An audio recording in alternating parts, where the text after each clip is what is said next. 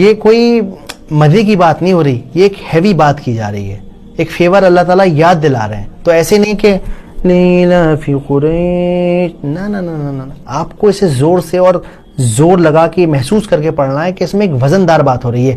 لإیلاف قریش ایلافہم رحلۃ الشتاء والصیف، کہ تعجب ہے کہ اللہ تعالیٰ نے تمہیں اتنے فیور دیے، اتنا احسان کیا اور تم بھول گئے اس کو. تمہیں چاہیے تھا کہ اس کی عبادت کرتے، اس رب کی جس کا نام لے کے تم اتنے بڑے بن گئے.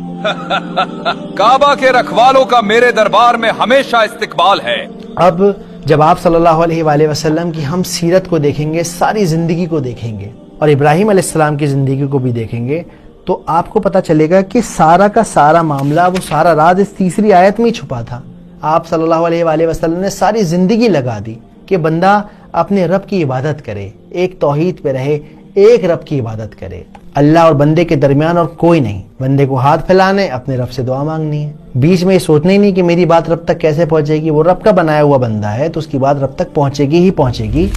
اس لیے فَلْيَعْبُدُوا رَبَّ هَذَا الْبَيْتِ ایک بہت امپورٹنٹ آیت ہے جو توحید کا مطلب سکھاتی ہے، جو ہمیں یہ بتاتی ہے صرف اور صرف اپنے ایک رب، ایک اللہ کی عبادت کرنی ہے. تو اب جب ہم تینوں آیتوں کو ملا کے پڑھتے ہیں تو کیا بات سمجھ میں آتی ہے کہ اللہ تعالیٰ کہتے ہیں کہ تعجب کی بات ہے، قریش کو اتنی زیادہ عادت ہو گئی سردی اور گرمی کے سفر کی کہ وہ اپنے رب کو ہی بھول گئے. انہیں چاہیے تھا کہ وہ اپنے رب کی عبادت کرتے، اس رب کی جس کا یہ گھر ہے.